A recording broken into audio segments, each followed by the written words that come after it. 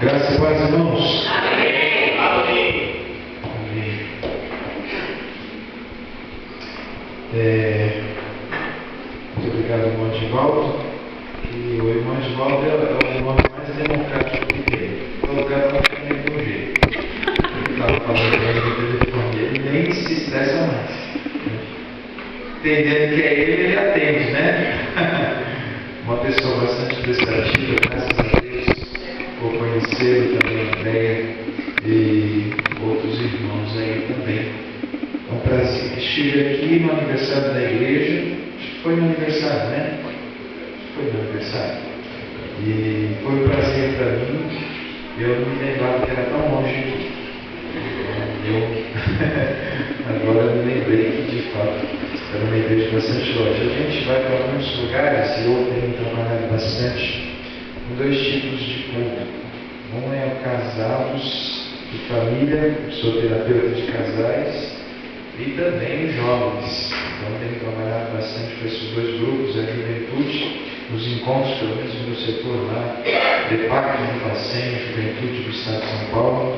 E nós temos trabalhado também ali na Igreja Batista Angelina das Oliveiras, no qual eu tenho sido pastor de 300 pessoas sob a minha supervisão, sob a minha responsabilidade, das quais eu vou dar conta deles. E é interessante que a gente quer mais, e a gente tem trabalhado para que Deus converta mais pessoas ali para a glória do Senhor. Irmãos, na verdade, quando fui convidado para falar nessa noite, a irmã Andréia estava bastante ansiosa, Patrícia, né? A Andréia é outra. A irmã Patrícia estava bastante ansiosa, então ela, milhares de temas passaram pela cabeça dela, que eu poderia dizer. E eu disse para ela que eu falaria algo que o Senhor colocasse no meu coração. Porque melhor do que a Patrícia, o Senhor conhece os corações dos irmãos, a necessidade da juventude. E eu vejo aqui, com algumas exceções, a maioria são adolescentes e jovens. Quem ainda não é casado, levanta a mão. A maioria. Quem já é casado? Temos até que já casou, já está viúvo, já está esperando o Senhor, já está aí, graças a Deus. É um prazer, viu? Ter todos vocês conosco. Eu quero falar nessa noite sobre escolhas e consequências. O vídeo é bastante oportuno porque ele nos leva a pensar a respeito de que todos nós temos a necessidade e todos nós temos a responsabilidade de fazer escolhas na vida. Não existe ninguém que nasce e morre sem fazer escolhas. Aliás, a vida é feita de escolhas. Sucesso e fracasso depende das suas escolhas, depende das suas decisões. E uma das coisas mais impressionantes e mais poderosas e mais maravilhosas que Deus nos concedeu é a capacidade que Deus nos deu de escolher e a liberdade de fazer as escolhas. Quando Deus criou o homem, Deus o fez a sua imagem e a sua semelhança e colocou nesse homem a capacidade e o direito de fazer a sua própria escolha, inclusive para escolher viver a vida longe dele. Deus permitiu e Deus criou o homem para que o homem fosse totalmente livre e pudesse fazer as suas escolhas. É claro que quando você cria alguém com liberdade, você corre riscos. E Deus preferiu correr o risco do homem virar as costas para ele, correr o risco do homem passar a vida toda sem perceber o seu amor, virar as costas para o seu projeto, para o seu propósito. Isso é possível. Mas uma das coisas, irmãos, que agrada o coração de Deus é quando, a despeito de muita gente que vira as costas para Deus, outros, a exemplo de nós aqui nessa noite, atentamos para o amor de Deus e, dentre tantas coisas, nós escolhemos Deus. Este cântico que os irmãos cantaram fala muito acerca disso. Todo dia o pecado vem e me chama, todo dia as tentações vêm e me chamam, mas eu escolho Deus. Eu escolho ser amigo de Deus. Eu escolho Cristo todo dia. Já não vivo mais eu, agora eu vivo a vida de Deus. Irmãos, cantar isso é muito bacana. Pregar isso é muito bacana. Ler isso é muito bacana. Viver isso é um desafio. Viver isso é um desafio, sabe por quê? Porque quando você sai dessas portas para fora, é hora de provar suas palavras. É hora de colocar em prática a sua devoção, é hora de tornar em atos concretos e atitudes palpáveis aquilo que você professa. Na igreja é fácil tomar decisões, é fácil nos emocionarmos, é fácil a gente fazer declarações de amor a Deus. Difícil é diante das lutas, é diante das ofertas, é diante das propostas do inimigo dizer não, porque eu escolho Deus. Mas eu creio, irmãos, e quero crer que nessa noite você possa entender um pouco a respeito do que está por trás do processo de escolha, das decisões que nós tomamos e as consequências que isso implica. E para isso eu quero começar lendo um texto com os irmãos que se encontra em Eclesiastes, capítulo de número 11, e eu leio o versículo de número 9. Eclesiastes, capítulo de número 11, verso de número 9.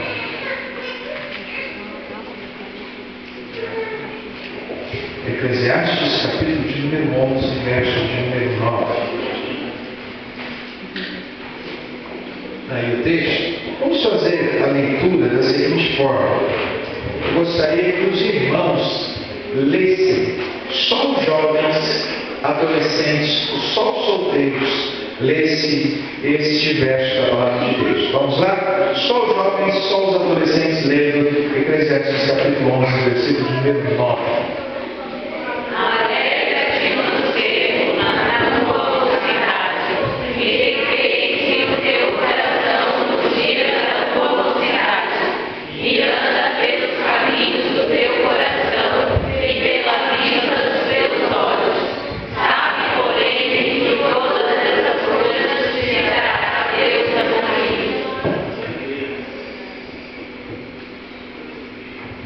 Interessante que Salomão vai dizer assim: mancebo, jovem, faça tudo o que você tem vontade.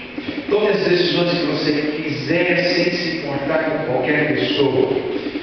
Faça o que der na telha, seja dono do seu nariz. Mas não se engane.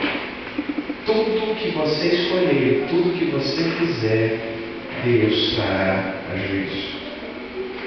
Vamos orar?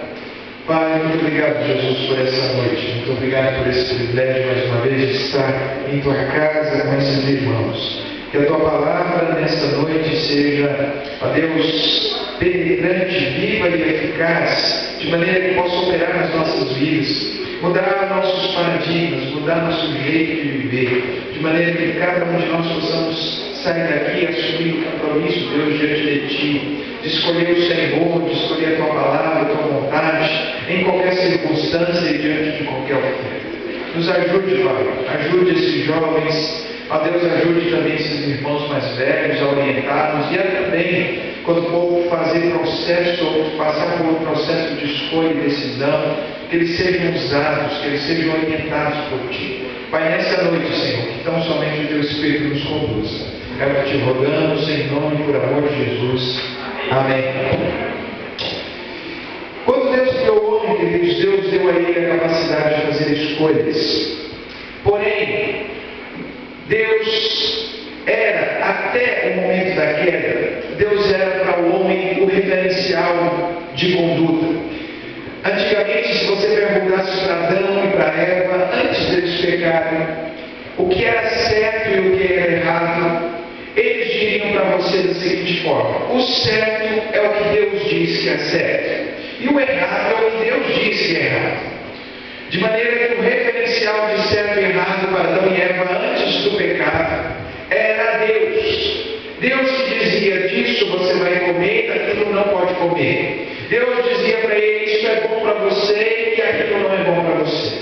Acontece que um determinado dia, então, vem a serpente e seduz o homem com a seguinte proposta: Deus é egoísta, Deus quer, só que Ele tem o direito de decidir, você tem o direito de de fazer suas escolhas. Deus não precisa ser o seu referencial. Você pode ser conhecedor do bem e do mal. E se você de fato comer dessa árvore, Deus sabe que no momento que você comer dessa árvore, você vai ser como Ele. Agora as decisões não mais dependerão dele, agora as decisões dependerão de você. E agora você vai ser o referencial da sua própria vida. Então a proposta, queridos, enche os olhos de Eva, vai lá e come do fruto, dá ao seu esposo. E a partir de então o ser humano vive numa extrema guerra. A partir de então a vida do ser humano nunca mais foi a mesma. A partir de então desfigura-se todo o projeto de Deus para o homem. Porque desde este momento para frente, agora o homem vive no dilema. Eu vou fazer a minha vontade ou a vontade de Deus? Eu vou caminhar sobre a minha direção ou sobre a direção de Deus? O referencial da minha vida será eu mesmo, o que eu penso, o que eu acho, o que eu sinto, ou o que Deus diz para mim que é certo e errado? Ao longo de toda a história da nossa vida, nós vamos ter que fazer escolhas entre obedecer a Deus e desobedecer a Deus, entre fazer a vontade de Deus e fazer a minha vontade, entre ter Deus como meu referencial ou viver a partir do meu referencial. E a partir disso, irmãos, o homem se perdeu, porque o homem não tem condições de ser seu próprio referencial, porque o homem está perdido. O homem incapaz, ele não conhece o futuro. O homem não conhece as circunstâncias. Ele só conhece o contexto em que ele vive. Ele só conhece o tempo presente, o minuto que ele está vivendo. Nenhum de nós que estamos aqui conhece nada mais do que o minuto que a gente está vivendo. A gente não sabe o que há de acontecer no minuto seguinte. A gente não tem controle sobre a vida. A gente não sabe as variáveis. A gente não sabe o que o destino nos reserva. A gente não sabe como vai dar. A gente faz escolhas, toma decisões, mas a gente não tem ideias do que é que a gente vai viver no futuro. Você não sabe se daqui a alguns anos você vai estar mais gordinho, mais magrinho, se você vai ter uma doença contagiosa, se você vai sofrer um acidente. Você não tem ideia do que vai ser a sua vida. Portanto, deixar com que você, que não tem ideia de nada que vai acontecer, seja o piloto da sua vida, é muito perigoso. Porque você não tem controle sobre as variáveis do futuro. Você não tem controle sobre o que há de acontecer. Mas mesmo não tendo controle de nada, mesmo não conhecendo nada, o homem pega para si e reivindica para si o direito de ser o piloto de sua própria vida, o direito de fazer suas próprias escolhas, o direito de escrever sua própria história, independente de Deus, independente da sua palavra. Pois muito bem, isso é um grande privilégio? É um grande privilégio. Mas escute bem o que eu vou dizer. Junto com o grande privilégio, junto com grandes privilégios que você tem, vem também grandes responsabilidades.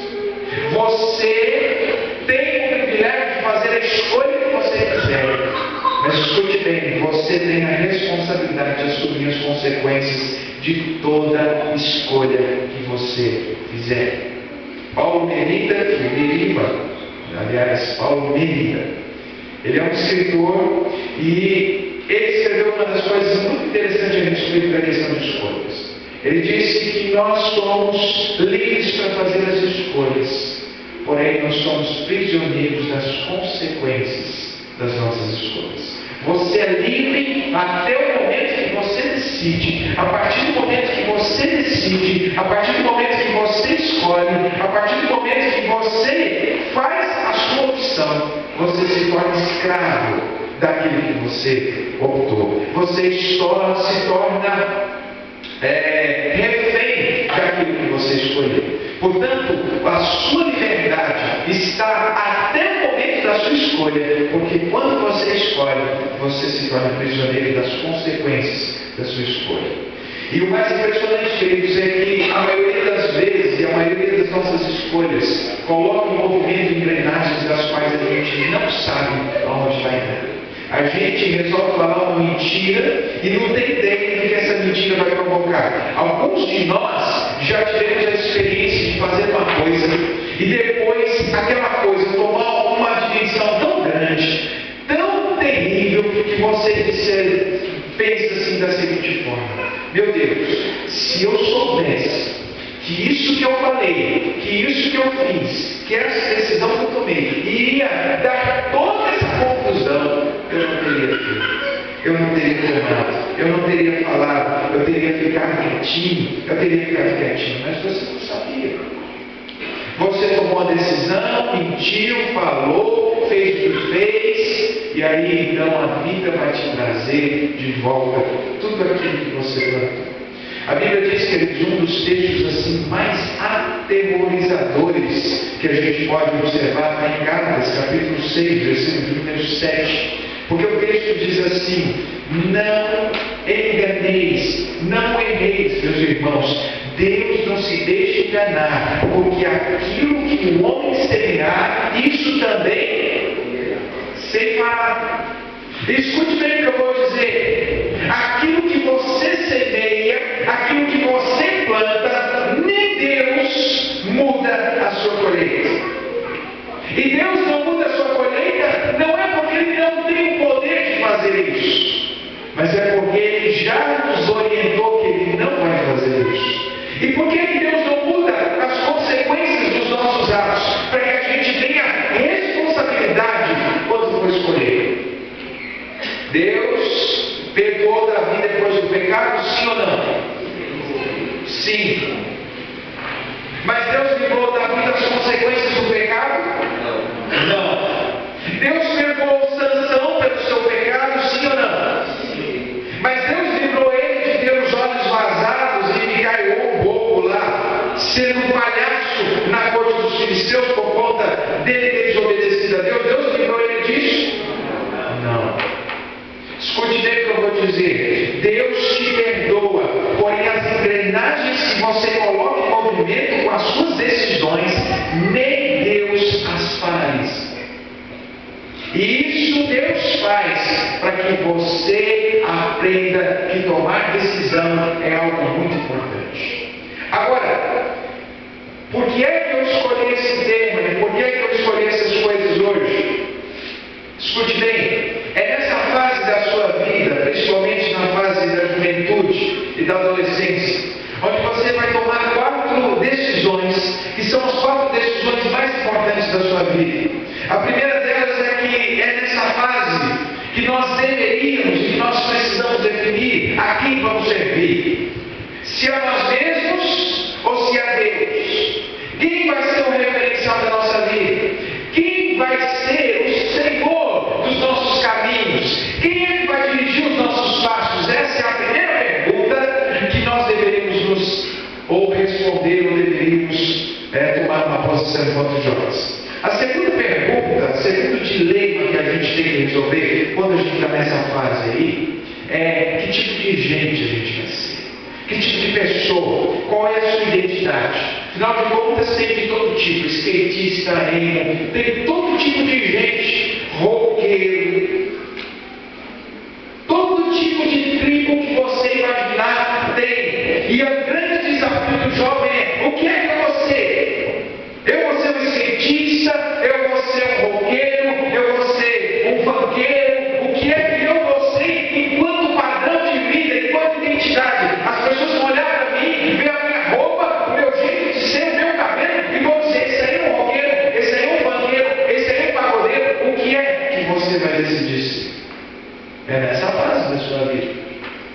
Mas não é só isso que você escolhe nessa fase da vida. Você também precisa escolher o que você vai fazer da vida. E essa é uma decisão muito difícil. Afinal de contas, diante de nós vem 2 propostas: fazer o que você se identifica, o que você gosta, ou fazer o que dá dinheiro. Você tem uma profissão, você tem um sonho, mas aí vem seus pais, seus amigos dizem assim: isso aí não dá dinheiro. As pessoas que fazem isso aí estão chutando lá na rua, estão passando fome. E aí então você tem um dilema: faço o que eu gosto ou faço o que dá dinheiro? Escolher o que vai fazer, escolher a profissão. Irmãos, escolher a profissão é algo muito complicado. Por quê? Porque não tem dinheiro no mundo que pague um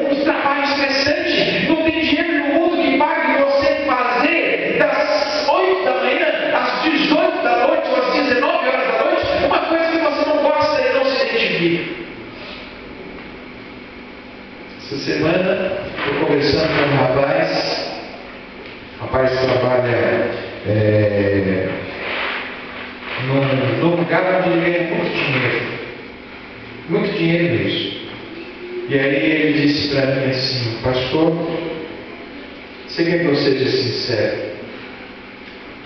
Se hoje alguém me oferecesse um quinto, um quarto do que eu recebo, para, por exemplo, varrer o chão, eu iria. De tão estressante que é a profissão que eu estou. Só para eu ter paz. Só para eu viver tranquilo. Portanto, é uma fase muito difícil. Mas não é só isso que você tem que escolher. Quem você vai servir, quem vai ser o referencial da sua vida, quem você vai ser, o que você vai fazer. Mas existe um fato dilema que você tem que dar a resposta. Com quem você vai dividir a vida? E essa é uma decisão que tem que ser muito bem tomada. Do contrário, profissionais como eu, por exemplo, vamos fazer parte da tua vida, considerando você e seu marido, tentando apagar o incêndio da sua casa. Escute bem, pastor, eu preciso escolher quem eu vou servir, preciso escolher quem eu sou, preciso escolher o que eu vou fazer, preciso escolher bem com quem eu vou conviver. Mas olha que coisa importante, irmãos. Apesar de você ter que fazer essas escolhas tão importantes da sua vida, você não é maduro o suficiente para tomar decisões acertadas. Isso é um paradoxo, porque eu preciso tomar as decisões mais importantes da minha vida e não me vejo preparado para isso. Não me vejo maduro o suficiente para tomar decisões sábias. O que é que eu faço? Por isso que eu vim aqui nessa noite. Eu vim te dar 3 conselhos antes de você tomar qualquer decisão na tua vida. Isso vai servir para qualquer coisa que você imaginar. Qualquer escolha, qualquer decisão, se você seguir os 3 princípios que eu vou lhes dar nessa noite, não é meu, são princípios da palavra de Deus, você vai ser bem sucedido em tudo aquilo que você escolher. 3 conselhos. Alguém já dizia que se conselho fosse bom, não se dava, vendia. Eu costumo dizer que você avalia se o conselho é bom por pelo menos 2 razões. Primeiro, observe se a pessoa que está te dando conselho aplica na sua própria vida aquilo que ele está te aconselhando, e se ele aplica, o que é que ele teve como resultado. Primeira coisa, para alguém ser seu conselheiro, observe se ele aplica em sua própria vida aquilo que ele está te falando, e se quando ele aplicou, o que é que ele deu, o que é que ele trouxe como resultado. Olha a vida dele, olha o casamento que ele fez, olha a profissão que ele escolheu, olha a vida que ele leva para ele poder ser teu conselheiro. E a segunda coisa muito importante é da onde é que ele extrai a fonte dos conselhos que ele dá. Se é de sua própria vida ou se é da palavra de Deus. Porque o ser humano é enganoso. O ser humano não tem sabedoria suficiente para se comparar com a sabedoria de Deus registrada na palavra. Se alguém aplica o que te explica, o que te fala, e ele extrai a palavra, esse alguém é um conselheiro que você deveria dar ouvidos. A experiência conta, mas sobretudo quando a experiência é interpretada e vista à luz da palavra. Mais importante do que qualquer experiência é a palavra de Deus. Ela está acima das nossas experiências, ela está acima do que aprendemos com a vida. Porque é a sabedoria de Deus. Portanto, irmãos, eu quero te dar pelo menos 3 conselhos. E depois desses conselhos, então, eu quero te deixar bastante livre para você fazer a pergunta que você quiser. 3 conselhos. E para que você possa gravar esses 3 conselhos, eu vou pedir que você os repita comigo. Se você não trouxe papel e caneta, tente gravar aí na sua mente, vai ser muito importante para você. Mas antes de eu lhe dar os 3 conselhos, eu preciso dizer uma coisa sobre o texto que nós lemos. O livro de Eclesiastes foi o último livro que Salomão escreveu. Salomão, ao longo da sua vida, escreveu 3 livros. Quando ele era bem jovem, na flor da idade, ele escreveu o livro de Cantares de Salomão. Foi o primeiro livro que ele escreveu. E ele descreve o seu amor, as suas paixões, sua vida com a Sulamita. Ele descreve aquele momento das emoções, do vigor da sua vida. Foi o primeiro livro que ele escreveu. Ele tinha por volta de 20, 30 anos de idade. Depois, quando ele se tornou um pouco mais maduro, passados aí uns 20 anos depois, ele então escreve um livro mais coerente, um livro mais centrado, que é o livro de Provérbios. Foi o segundo livro que Salomão escreveu. Nesse livro, ele já não está mais tão animado assim com a vida, ele já está mais centrado. Então ele nos dá conselhos sobre uma série de coisas. E no finalzinho da vida dele, ele escreveu Eclesiastes. Eclesiastes, portanto, é o último livro que Salomão escreveu. E não é só isso. Salomão escreveu Eclesiastes nos últimos momentos da sua vida, quando ele já estava bem velho, quando ele já estava prestes a partir.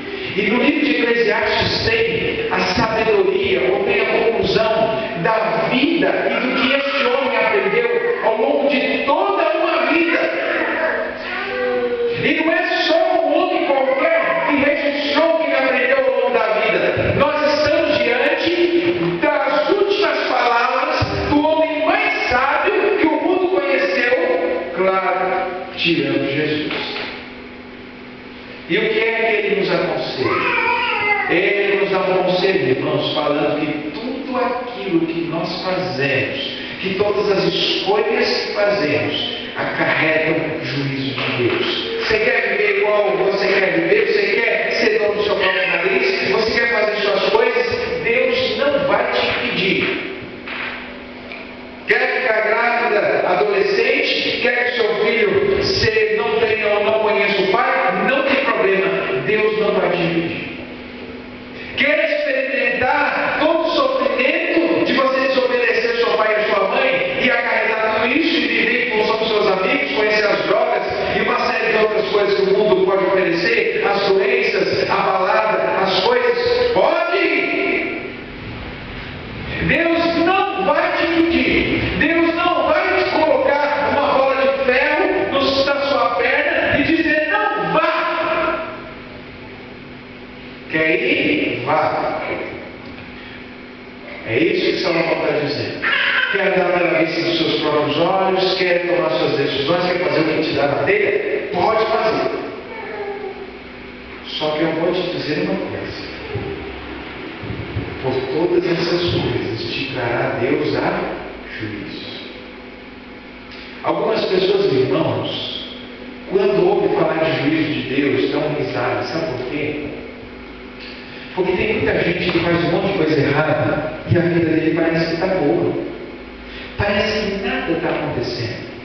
Parece que ele fez tudo de errado, infelicitou um monte de gente, fez um monte de besteira, passou a perna em um monte de gente e hoje ele desfila por aí no carro importado.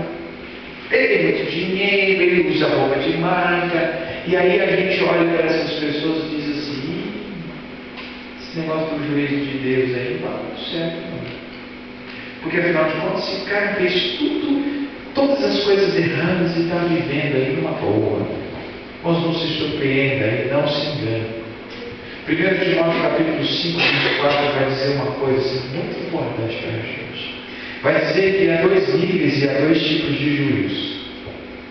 Um tipo de juízo de Deus acontece imediatamente. Você acaba de fazer a bobagem e você sofre a consequência em seguida. Mas tem outro que demora, mas vai vir. Quando você menos esperar, 1 Timóteo 5,24. Quando você menos esperar o que vai acontecer, vai vir sobre você o juízo de Deus. Olha só o que o texto diz, para você ter uma ideia. Os pecados de alguns homens são manifestos precedendo o juízo, ou seja, nem juízo sobre alguns. Mas olha o que ele diz: em alguns outros manifestam-se depois. Mas uma coisa é certa: ninguém ficará impune. Ninguém viverá do jeito que quer e não terá que prestar contas diante de Deus. Não existe esse alguém. Porque a Bíblia diz que todos nós daremos conta a Deus. Algumas decisões são tão importantes que Sarah Grill certa vez escreveu: certas escolhas são como cicatrizes profundas que marcam a nossa vida para sempre. Tem coisas que você vai escolher no calor de uma bebida, no calor de um momento, no calor de uma decisão precipitada, que vão te atormentar o resto da vida.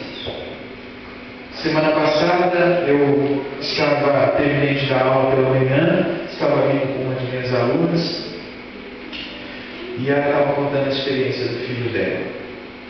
Ela disse que o filho dela está dando muito problema, muita preocupação para ela. Eu falei assim: mas o que aconteceu? Como é que foi a história desse menino, dessa criança? Ele é casado? Ela falou: não, pastor, você nem imagina o que aconteceu, eu vou te contar. E ela me contou, irmãos. Me contou que o filho dela tinha uma noiva, 4 anos, gostava da menina, estava tudo certo, estava planejando casar. Ele cresceu na igreja, mas de repente, passou um tempo, ele começou a se desviar, começou a se desanimar da igreja, começou a beber. Um dia ele conheceu os amigos do serviço e resolveram ir para uma balada. Nessa balada que eles foram, levaram um monte de bebida, beberam bastante. Só que não tinha só homens, tinham mulheres lá também, levaram as meninas também. E aí, enquanto estavam lá, cheios de bebidas, tiveram relações sexuais entre eles. E sabe o que aconteceu? Bêbado, ele engravidou uma daquelas moças.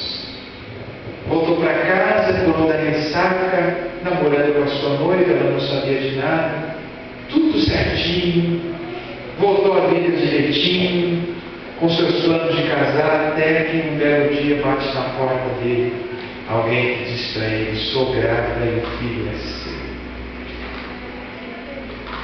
E agora?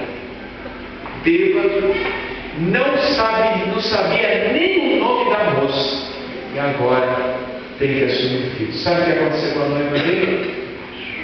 Que noiva que vai aguentar uma situação dessa? Foi embora, destruiu a vida dele, e agora ele está na bebida e está criando a filha, porque a mãe disse que não tem idade para ficar com o bebê e que ele que cuidasse, ele e ela, que é a avó, cuidasse do filho. E assim é a vida dele hoje. Jovem desgraçou a vida dele por causa de um ato impensável. Você não tem ideia do que uma decisão errada pode gerar na tua vida. Cicatrizes que você vai carregar por resto da vida. Por isso, irmãos, a Bíblia nos dá 3 conselhos. Pastor, conta logo com os 3 conselhos. Vamos lá. Primeiro conselho: nunca. E eu quero que vocês repitam para que vocês possam gravar. Vamos lá? Nunca. Tá fraco, gente. Nunca. Tome decisões. Ou faça escolhas baseadas em seus desejos imediatos e nas suas emoções. Nunca faça escolhas baseadas nos seus desejos e nas suas emoções. Por que, pastor, eu não posso fazer uma escolha, uma decisão importante da minha vida, seja ela profissional, seja ela sentimental, seja ela de ordem individual, seja ela para a vida, seja ela de ordem espiritual? Eu não posso fazer escolhas baseadas nas minhas emoções e nem baseadas em desejo imediato. Por quê? Porque a Bíblia me ensina que o coração do homem é enganoso. Coração do homem enganoso. A Bíblia diz, irmãos, que o coração